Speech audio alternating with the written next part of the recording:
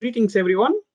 Good morning, good afternoon, good evening, depending upon where you are today.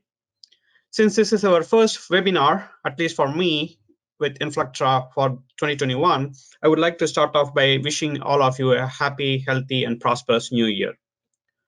Today's focus is going to be on a deeper dive into the Scrum 2020. So Scrum released its guide around November 2020 last year, and this webinar is a synthesis of some of those key findings, key changes that I have seen. So let's get started.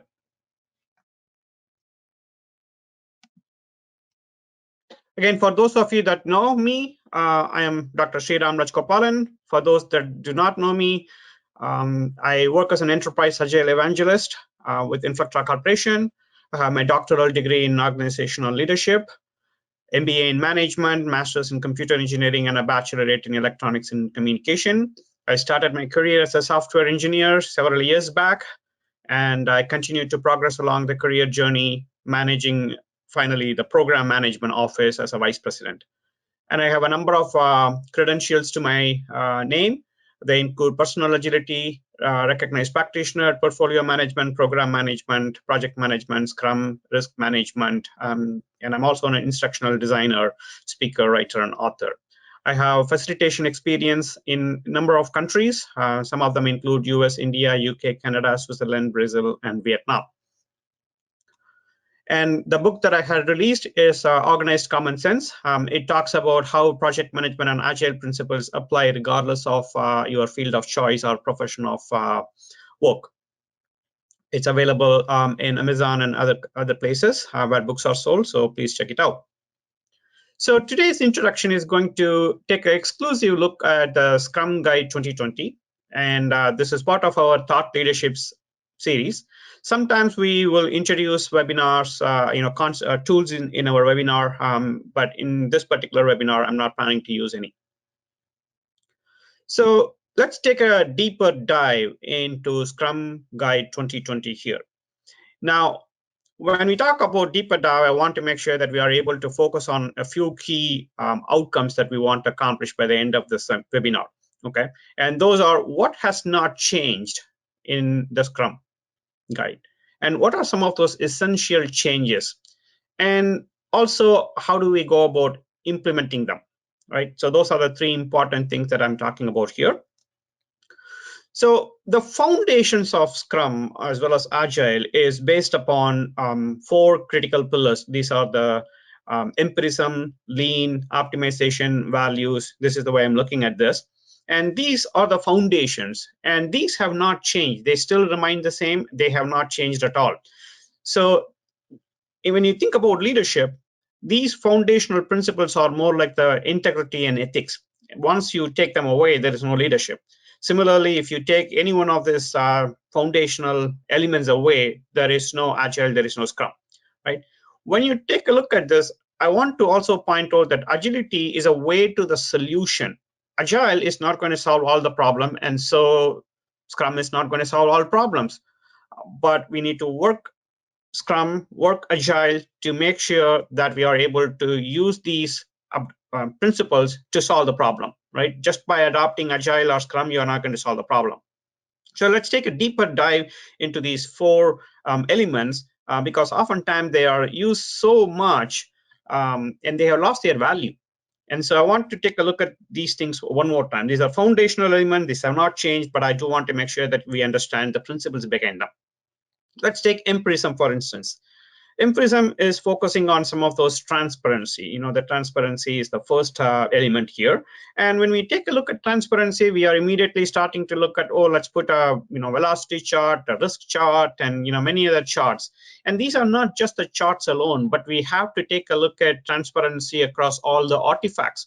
When I mean artifacts, they are what are the requirements, how you track them, use cases, user stories, those are all depending upon your domain of work and company policies and things like that. But there has to be traceability across all the artifacts, right? That's the fundamental transparency element here. And then when you move to the transparency here, we are taking a look at the more we are able to promote the value, the lesser we will be able to reduce the risk.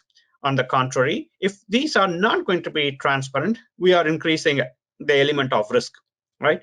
And the next one is going to be inspection. So how do you address that? That's going to be through inspection. And inspection is not just artifacts alone, but all the programming code that goes inside the different product elements, right? So we need to be able to take a look at what specific code in the program was adapted to be able to address a specific requirement that we have in the product backlog or sprint backlog. That level of transparency should be there, and there needs to be proper inspection of the work to be able to do this, right? If that's not the case, then we are not going to be having a value alignment. All the different variations that we do should be able to actually align the value. So by introducing something, we should not break something, right? So those holistic inspection guidelines, process checks should be definitely present.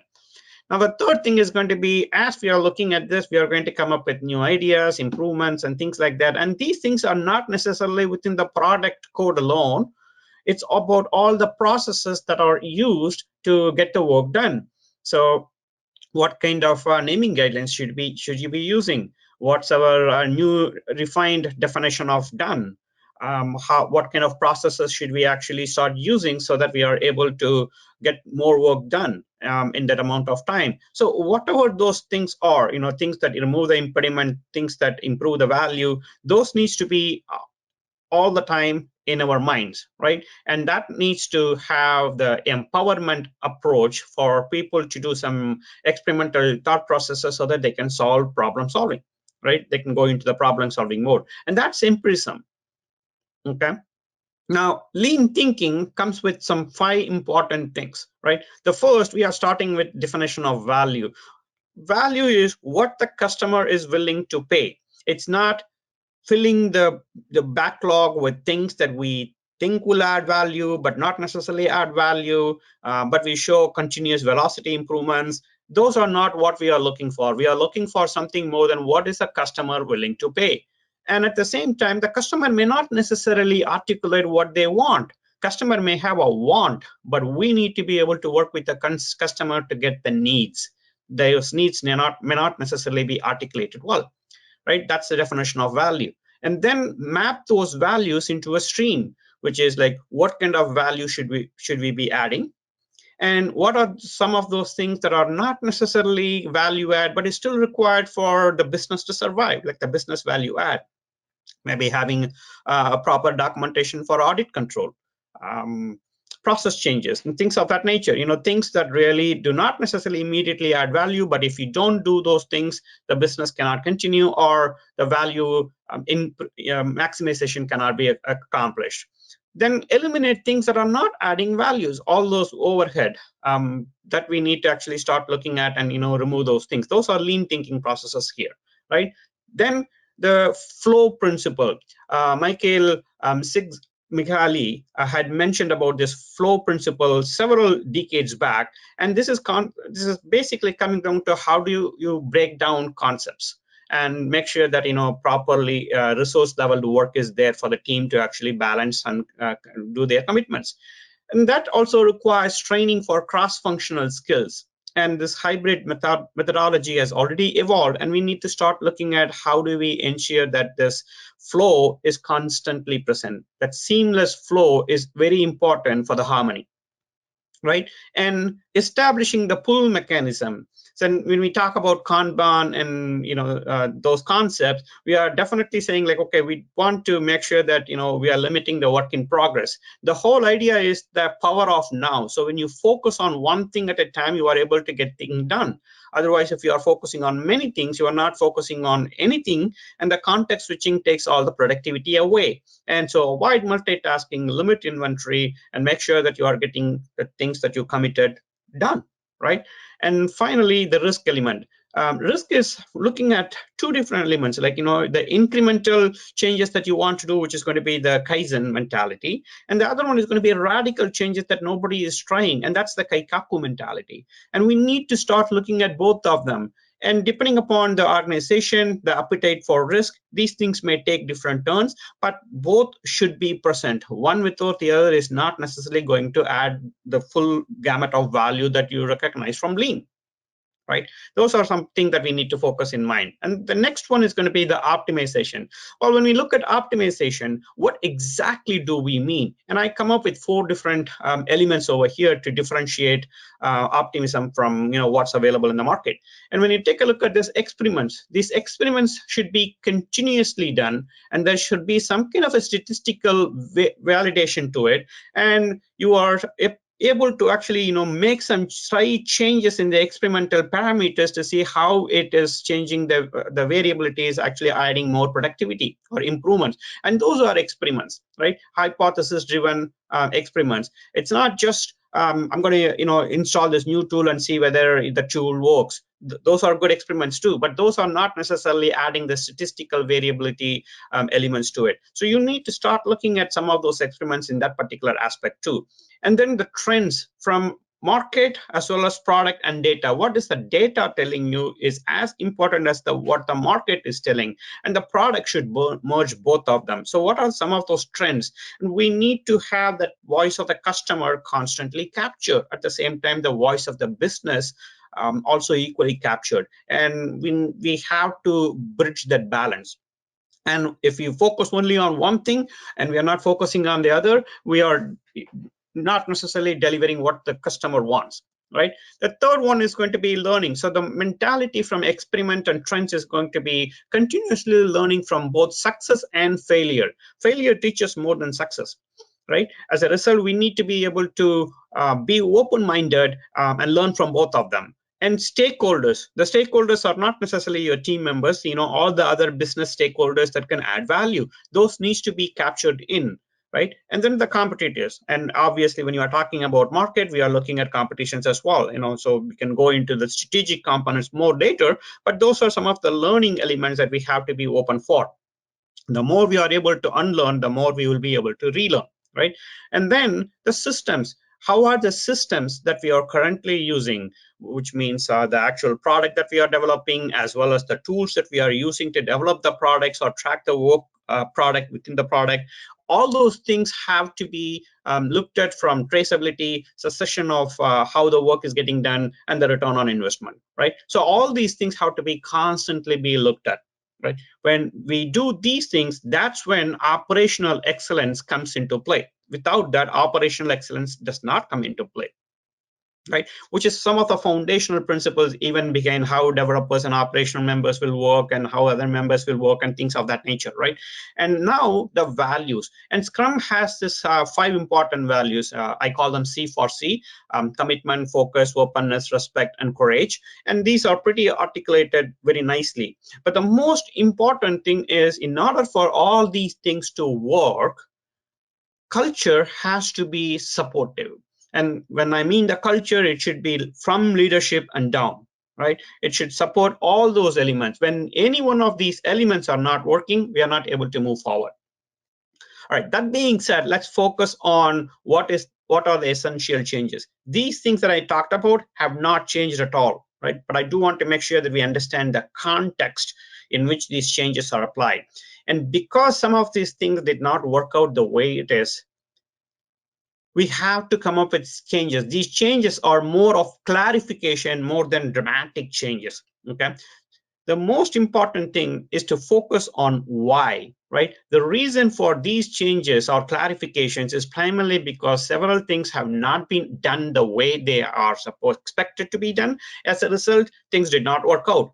And a number of other things has been left out of the actual Scrum guide, like the description of what patterns do you use, what processes do you use, what kind of insights you have to use. So those things are left out. And the good thing about this aspect is that Scrum Framework can be now applied for anything, even outside of programming or software or IT context. It can be applied for at your home or for any of your personal projects as well, personal initiatives as well. So you can do this for a number of other things. To briefly summarize what the entire Scrum guide is, I have come up with a mnemonic. right? And this is a numeric mnemonic right now. So 1353 is my mnemonic. Don't worry, it's not a PIN number of anybody, or passcode, or one-time password or anything like that. It's just 1353. So when you look at this 1353, a number of things have to follow right from there. So we recognize that it's one team right now. We are not going to be recognized as this is the product owner's team, this is Scrum Master team, this is a development team, this is a testing team, this is an operational team, this is a DevOps team, this is a create. No, we're not going to go into this. All of us are in this together, and we are recognized as one team. And we come up with 3 important roles, and those 3 roles are going to be still the product owner, Scrum Master, but instead of calling it as a development team, we have basically called developer. And the fundamental reason behind this change is that everybody is developing some solution towards the ultimate increment we are pushing out, right? So it's developer. Yeah, could we have used a different term? Sure, but developer still works. Maybe engineer, some other terms could have been helpful as well, but developer works for me as well. Now let's take a look at those 5 events, right? Normally people recognize those 4 events, like the sprint planning, the daily stand-up, the review, and the retrospective. They are mentioned all along, but we have always mentioned that we need to do backlog grooming, like we continuously groom the backlog, and the grooming has taken a backseat, and we call them a specific event, and we call it backlog refinement right now, because a lot of times this is not getting done, and the sprints are starting, but there is no good backlog, and people just fill up with whatever they want to do. And so the companies look for, okay, we are following Scrum, but what are we getting out? Right? And so backlog refinement is now recognized as an activity, as an event that we have to do all along, right? And the result of those things are going to be 3 artifacts. One is going to be the product goal, which is the most important thing that we have now recognized. And then the sprint goal and the product increment. We have always recognized the product goal, but we are now trying to come up with specific things over here. So this 1353 gives you an idea, like 1 team, 3 roles, 5 events, 3 artifacts. Now, what are changing within that? Now, when you look at this, the term developer has been introduced here instead of development team, okay? And backlog refinement has been recognized as a specific event that we have to do. And product goal has to be present. Without the product goal, the team is not going to be working on what they have to work on.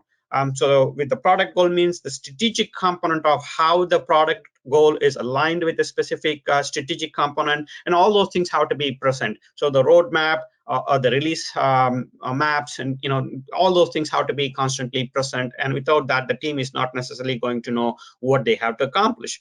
Those are important things. And we have also started giving more clarity in some elements, like the Scrum Master role has been a lot more defined over here.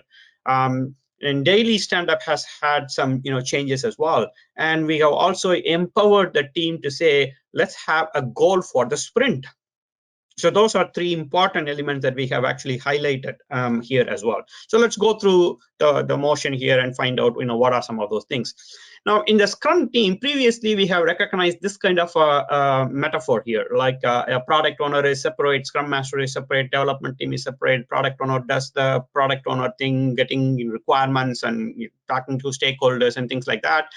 Scrum Master is more of a people person working only with the development team. And so, when you look at this, people started thinking like, okay, I can't have 2 people do this work, and product owner become the Scrum Master, Scrum Master do the product owner is never available, and so let's introduce a technical product owner. So many different confusions started coming in, and this is not conducive for work to be done, right? And so now we are moving into this model, right? 1 product owner and 1 Scrum Master. To me, they are 2 eyes of the same place. One without the other is you are not going to have the depth of perception, depth of vision, right? And now developers and product owner and Scrum Master are all inside the box, right? They are all part of 1 team here. And when you do this and you have proper alignment from strategy to the execution, we are having a smiling face, right? And some notable mentions here as we are doing this, or there are no sub teams. We are not going to recognize this a developer team within this, or a product team within that, or we are not going to recognize that way. right? We are all in this together. No sub teams are recognized, and there's no hierarchy. It's not that I have to go to the product owner only through the Scrum Master. Nothing like that. There is going to be no hierarchy here, and the expectation is that the team members are really cross-functional here, right? Which means they have to develop some broad skills. And the team is 10 or fewer people here. Previously, we used to say 7 plus or minus 2. Now we are saying 10 or fewer people here. And the most important thing to me is we are saying it's self-managing team, right? And what does that mean? Because previously we used to say self-organized team.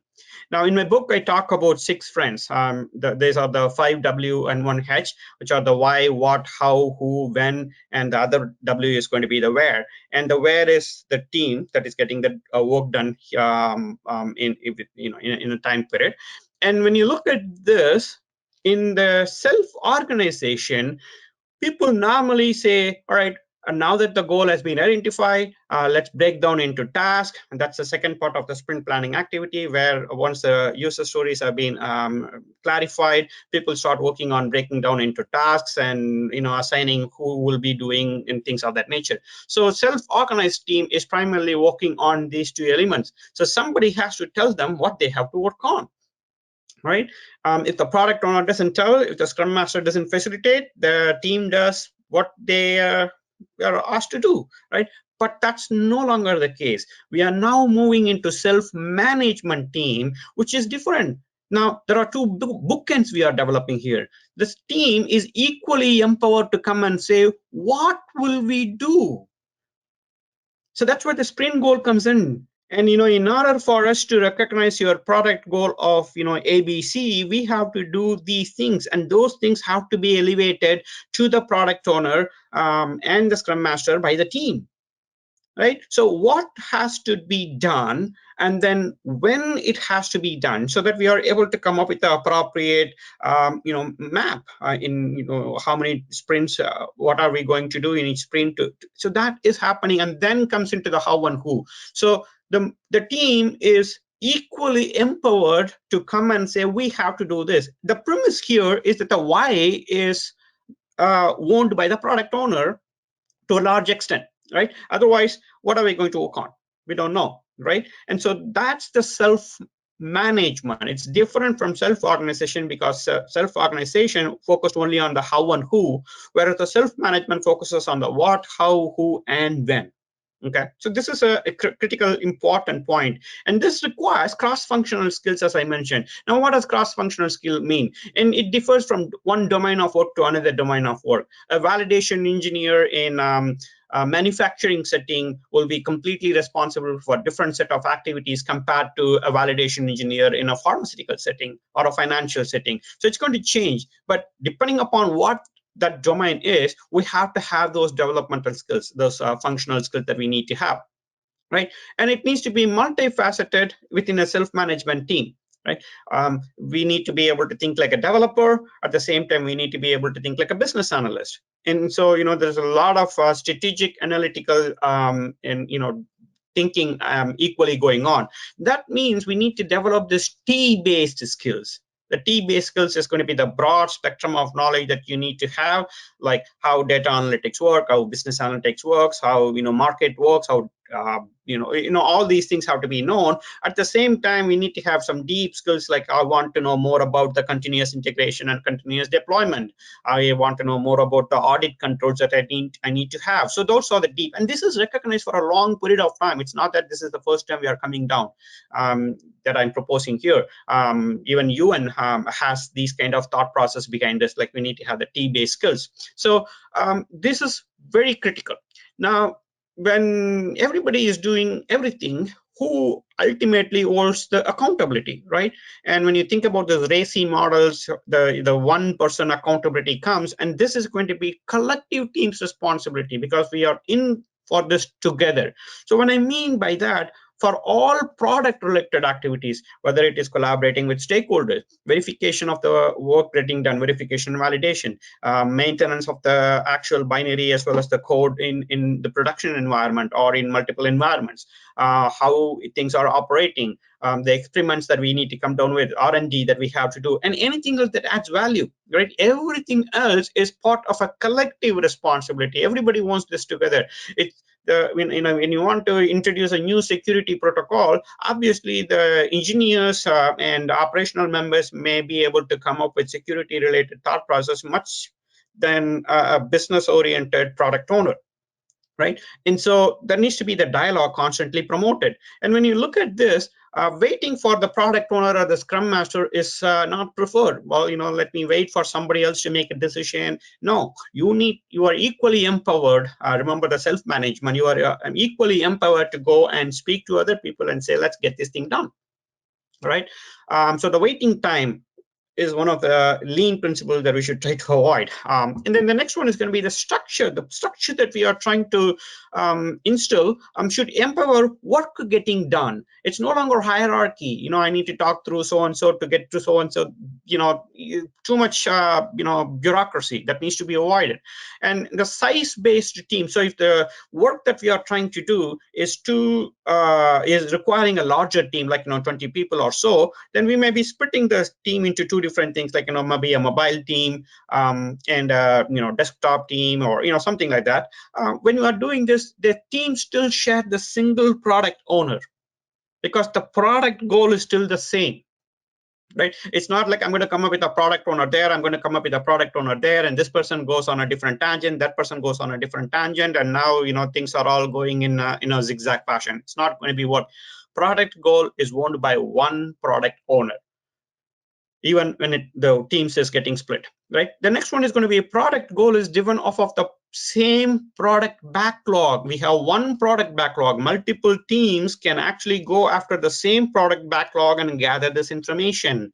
So it's not like the mobile team will develop its own set of features and the web team will develop its own set of features. No, that's not the way. They are all driven off of the same product backlog.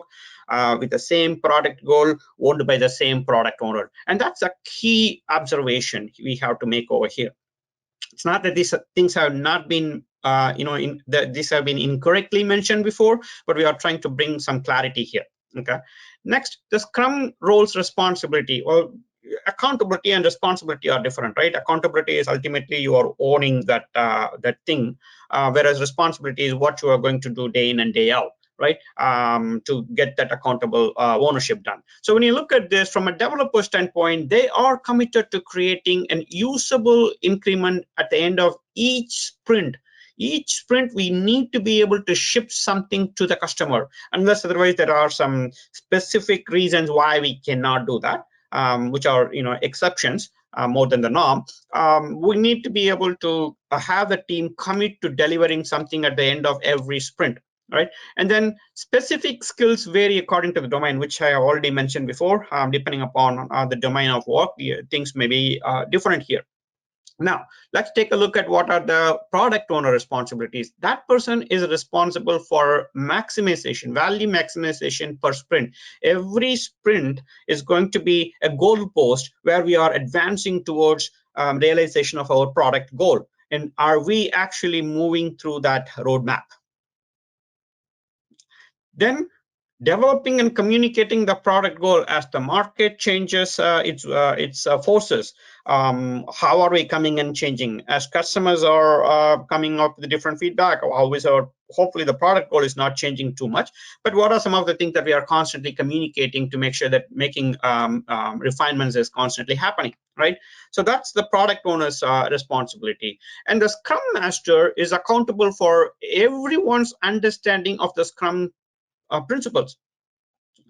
Everyone does not mean it is limited to the team alone. It is limited, it is the full organization. So Scrum Master is equally responsible for the adoption of Scrum within the organization, right? So coaching on self-management and cross-functionality that I've been mentioning before is very critical for the Scrum Master. And that's the reason why Agile recognized the Scrum Master role as a coach, Agile coach.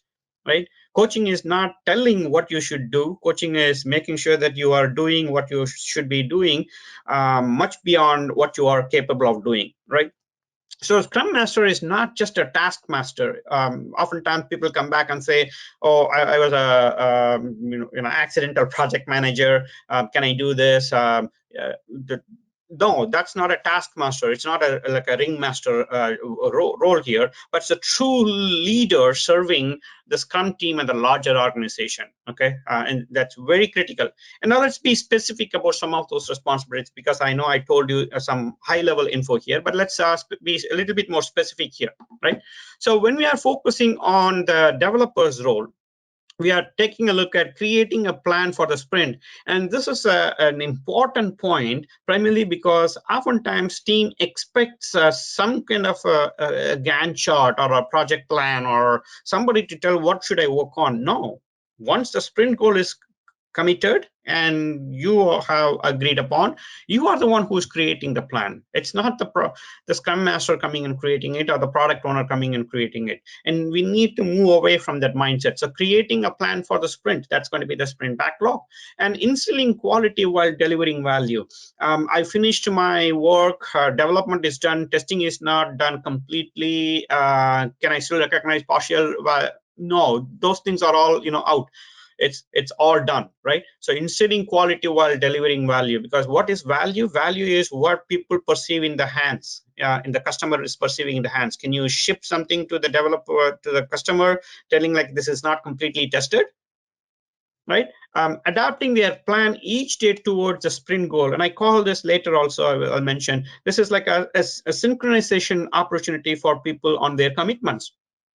As things change, what are we doing to make sure that we are adapting our work? Risk happens or something, some delay comes up. How do we adapt to make sure that the sprint goal is not changing, right? And holding each other accountable as professional. Making sure that we demonstrate in practice those Scrum values that we talked about, right? Next, the product owner. The product owner, as I mentioned before, owns the product goal.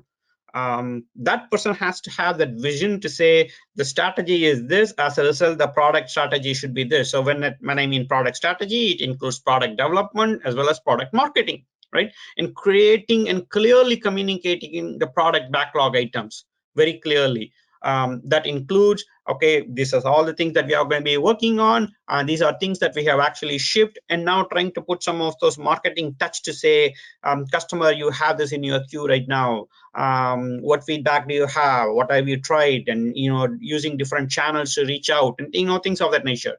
That's equally product owner's responsibility, right? Representing many stakeholders' needs.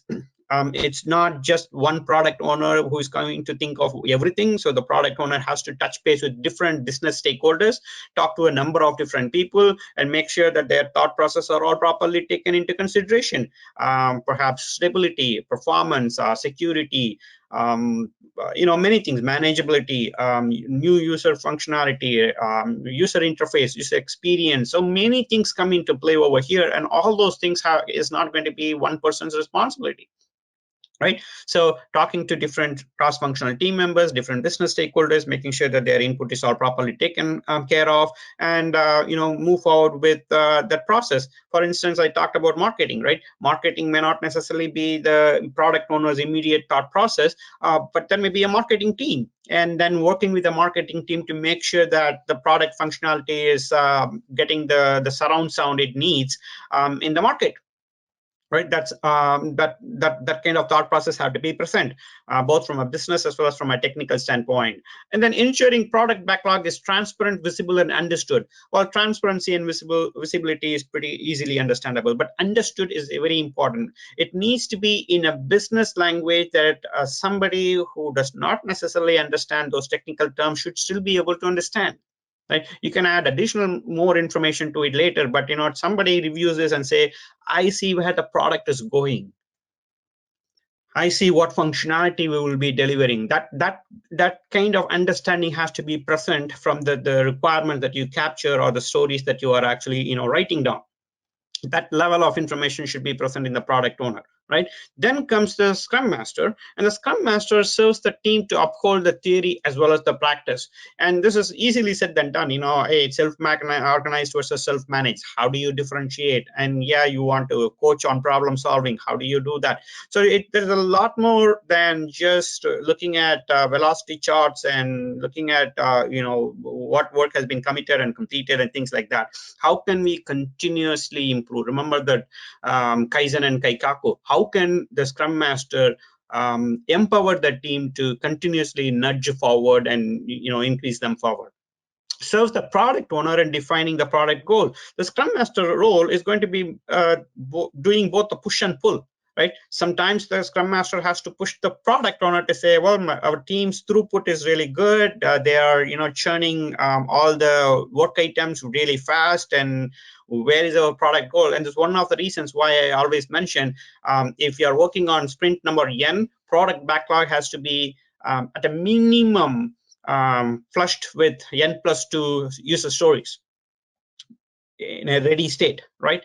And serves the organization in leading, training, and coaching Scrum adoption. It's not like my team, 10 people, I'm going to be coaching that person. It's like, how do we take the Scrum principles to the next team? How do we take it to the next business unit? How do I take it across the entire organization? How do I make sure that people, and this is one of the reasons why the servant leadership has been mentioned several times, as well as the leadership thought process has been mentioned several times. So it's not just the project management thought process alone. The project manager has to become a strategic project manager and develop those transformational and servant leadership skills in order for the person to become a Scrum Master. So the Scrum Master role is extremely critical, right? That being said, let's take a look at some of those interfaces, right? When we say PO, product owner, has to do certain things, we also have to recognize that PO's decision must be equally respected by everyone in the organization, right? And the PO is one person, not a committee of people, right? PO is one person in a committee, and that person has to be trustworthy, knowledgeable, and their decisions have to be valued. If that's not the case, then the PO cannot get the work done, right? And other stakeholders, if they want to get their input done, they have to convince the product owner to be able to take those considerations into the backlog, right? That also brings another interface point to the Scrum Master. The responsibilities of the Scrum Master are truly transformational, not transactional within the same team, but across the entire organization. As a result, that person is doing the truly bridging both the practice and theory, bringing in the pull and push methodology. In other words, I also call the Scrum Master should be the yin and yang, playing both sides. So let's take a look at the Scrum Master, and we have mentioned this as more than just a theory. It's more practical and things like that. Scrum Master is the glue. What do we do? What do we mean by these things, right? So when you look at this, for the Scrum team, the Scrum Master is responsible for coaching on self-management and cross-functionality. Oftentimes, the Scrum Master may actually push themselves to solving the work for them. If you do that once, that'll be great, but then the team do not have the capacity or the resilience to actually continue to solve their own problems. So then we have to create high value increments meeting the done criteria. Whatever the done criteria the team has agreed upon, are we developing the high value? Perhaps even question the definition of done, right? Removes impediments to progress, which we have mentioned before, and ensures that all Scrum events take place, right, in a positive way, and adding incremental value every time, and or properly time boxed. Those are the things that I have noted in the in the parenthesis there, and all these things have to be happening for the Scrum team. So walk the talk there, right? The next one is going to be for the product owner. Define the product goal. Maybe the product goal is not clear. We all know that the goal has to be defined according to the SMART criteria: the specific, measurable, achievable, realistic, and time bound. Are we looking at the product goal in that aspect? Do we have the what kind of support do we need to make sure that the backlog is properly visible, and it's not within your queue alone? It's visible to the entire organization, and in a way that the entire organization can come and actually provide feedback, right? The team understands what the expectations of a product backlog item is. When they read this, they have to understand what it is that you are expecting out of this. right? What is the success criteria, in other words, for a particular work, right? And empirical product planning for complex development. So when there is work that is constantly going on, people should be able to take a look at this and say, hey, you are talking about stability here, but I think we should need to introduce these elements before we move into those other elements. Maybe the infrastructure has to be upgraded before we start moving into discussions on stability and performance. So things that needs to be talked through have to come up. The stakeholder collaboration as a result is constantly required. So the Scrum Master should be the glue to say, let's bring appropriate people together to make sure that things are happening at the right time in the right place, right? And then the organization. Now, I mentioned Scrum Master is the glue for Scrum adoption within the organization. That means the Scrum Master should have good facilitation skills to be able to lead, train, and coach, right? Plan and advise the implementation. How do we do the transformation, in a small team versus a large team? That level of transformative thinking has to be present. And when we are doing this, how do we come up with small experiments to actually make it stick? And finally, removing all the barriers for the Scrum adoption, for the transformation to take place. So these are all very, very important for the Scrum Master role. So assess ourselves in terms of the Scrum Master role's capabilities expected versus what we have. And wherever there is a gap, we need to go and fill this, because it's really spelled out in much more depth in our Scrum Guide 2020. Let's take a look at Scrum Events here. So when you look at the Scrum Events, a few important points that I wanted to highlight here are: backlog refinement is an ongoing activity. Remember, the transparency is there for the backlog, and it is across everybody. And so the backlog refinement is constantly happening throughout the Scrum, right? And the next one is going to be failure to operate any one of those events that we have mentioned is a lost opportunity for inspect and adapt, which means the three empirical principles that we talked about, the transparency, inspection, and adoption, two of them are lost, right? The third one is going to be new sprint starts immediately after the conclusion. So sprint planning is part of the sprint. So we don't basically come back and say the sprint is done, and then we will look at the other. No, we're not. Sprint planning is part of the sprint itself. Each sprint may be considered a small project where you are managing multiple project variables to get the work done, right?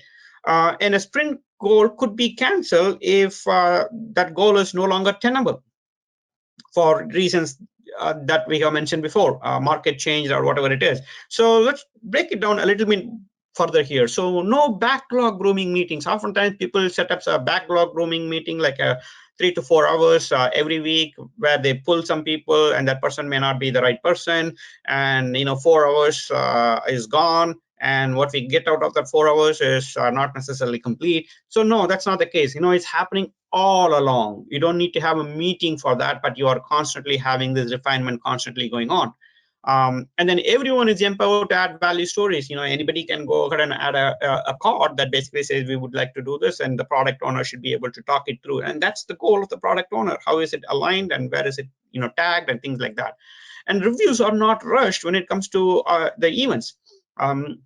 Reviews are supposed to happen for a particular reason. They are not just demos, right? And retrospectives do not become optional. We don't cut time on retrospective because the demo took time, the reviews took time. A new sprint start, the sprint start date and end cadence is not going to be constantly changing, and sprint planning itself is part of the sprint, as I mentioned. And a sprint goal is established. Remember, that is a second thing that we have added: the product goal, the sprint goal, and then the actual product increment. So the team can actually start questioning the sprint goal, and the product owner has to come with a goal defined for the specific sprint. And the sprint goals have to align with the product goal. So we see how things are evolving here. So the strategy versus execution alignment is constantly coming up. And if the sprint goal is no longer tenable or becomes obsolete, then the product owner can cancel it. Only the product owner is empowered to do that. Not anybody else can do this, because ultimately the P&L responsibility sits with the product owner, even though it is collective accountable work. Right? So sprint planning, when you look at the sprint planning itself, why is this sprint valuable? We talked about that. Why is this sprint valuable? Because in other words, I have to make sure that it is adding value to the product goal that I have. and what can we do in this particular sprint that needs to be talked through, and then how will the work that will get done. So if you remember that self-management aspect that I talked about, then you are basically saying like the why is known, now the what is getting done, and whether it will be done in this particular sprint. So the when is getting discussed, those become the bookends, and then becomes the then things that will get done in this. So the sprint backlog is having three important elements: the sprint goal, and then the product backlog items selected for that particular sprint, and then a specific delivery plan. So when these things do not exist, then we do not have a plan to deliver on the sprint, correct? So the focus is definitely on the why. Now let's take a look at what are some of the forces of daily Scrum. Okay, so when you look at this, the inspect towards the goal. That's one of the reasons why I constantly mention that daily sprint is very important. And we are adapting the sprint backlog. Okay, are we do we have to make any changes to the sprint backlog in this particular thing? It's not like we are taking things out, we are putting things back, and that's not what I meant over here. Like maybe we have to add additional tasks, maybe we have to do certain additional work, or some unplanned work came, some risk materialized. So whatever it is, then that's the communication where we are trying to improve our ability to communicate so that we don't lose track of our goal constantly. Right, that's the inspection towards progress. The next one is going to be developers own the meeting. It's not the Scrum Master coming and saying, oh, let's start the meeting, let's end the meeting. And yes, the Scrum Master should be the time, ensuring the time boxing principles are applied or adapted, but it's not the Scrum Master's meeting or the product owner's meeting. It's the developer's meeting, and it's this commitment synchronization opportunity. Okay, we said we are going to do this. Are we doing it? I ran into a challenge, things of that nature. So when they own it, they don't necessarily wait for the next meeting to actually elevate these problems. They are constantly adapting it repeatedly.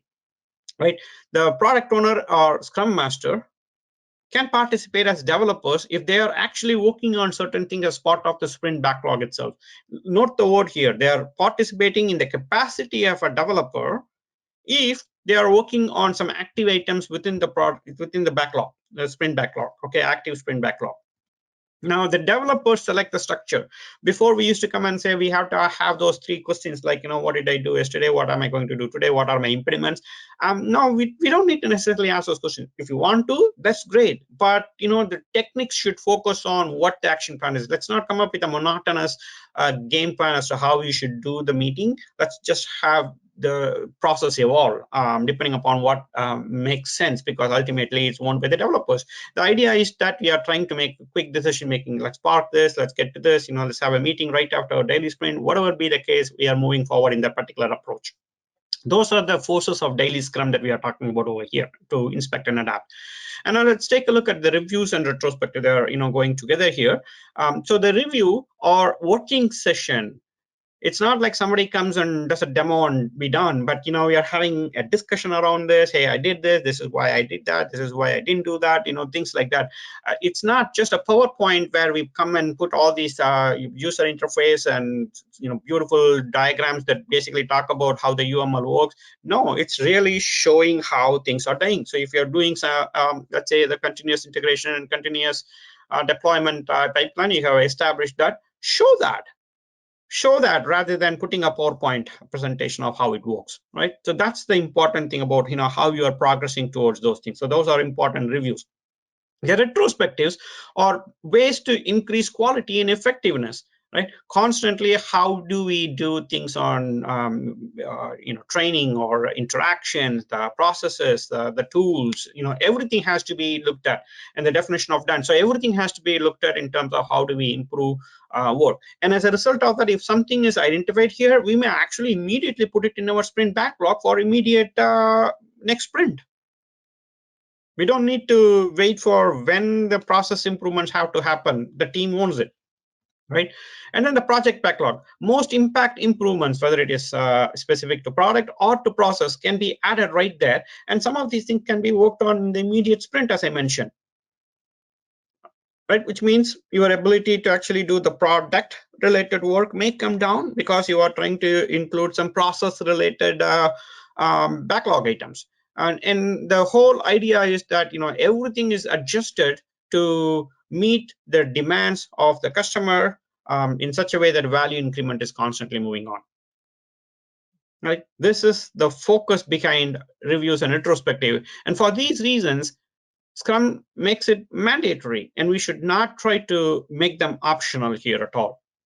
And this is one of the anti-patterns that people see, and that should be completely removed, right? And commitments, as a result, bringing all these things together, is traveling through all the artifacts. I started with artifacts, and now I'm going to end with the commitments here, right? So the company strategy drives the product strategy, and from that product strategy comes the product goal, which is going to be our long-term future state of where we want to be. And from there comes the product backlog, which is going to be in prioritized as well as in a categorized forms. And right from there, we are coming up with a near-term goal, which is the sprint goal. And right from there, we are developing the sprint backlog owned by the developers, planned and owned by the developers, right? And the result of that is going to be the product increment, which is going to be constant cumulative increments. And we don't need to necessarily wait for everything at the end. And this is the value increment we are developing. And that is where the definition of done is getting impacted, right? And when you look at this, artifacts are actually demonstrating the commitment throughout their life cycle.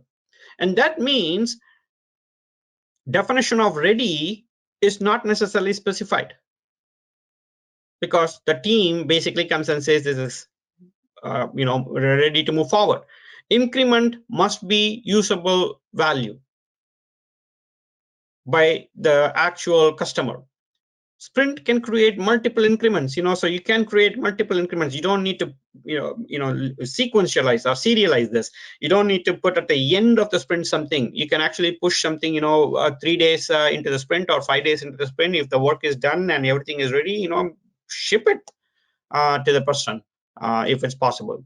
And any increment can be delivered before the sprint review, which is exactly what I was mentioning. Review should not be a gate for things to be actually releasing value. Work itself, the work that I completed is not going to be considered an increment until that is part of my definition of done. Right? And the definition of done for the product should also adhere to the definition of done for the company if the company has the definition of done. Right? These things are very important for us to understand from a transformative perspective. Right? So in summary, what I have brought together is some of the major things that have changed, as well as things that have not changed. So it's less prescriptive. So we have removed the definition of ready and removed daily Scrum questions. The team size has been discussed. The considerations specifically for the team members, which is the developer, product owner, Scrum Master, we talked about that. We also discussed the differences between self-organization and self-management, how the accountability is introduced, and how the collective accountability comes from the product goal and the sprint goal, adding a white topic over here. So all these things we talked about so far. And I'm wrapping up the session here. So if you have any further questions on the administrative aspects of this webinar, please reach out to Ms. Thea at marketing@inflectra.com. If not, you can reach out to me, but please tag the webinar title. And please do, if you like any important elements over here, please do, tweet. My Twitter handle and Inflectra Twitter handle are mentioned here, Ajay Sriram and Inflectra.com. Thank you very much. Have a good one. Bye-bye.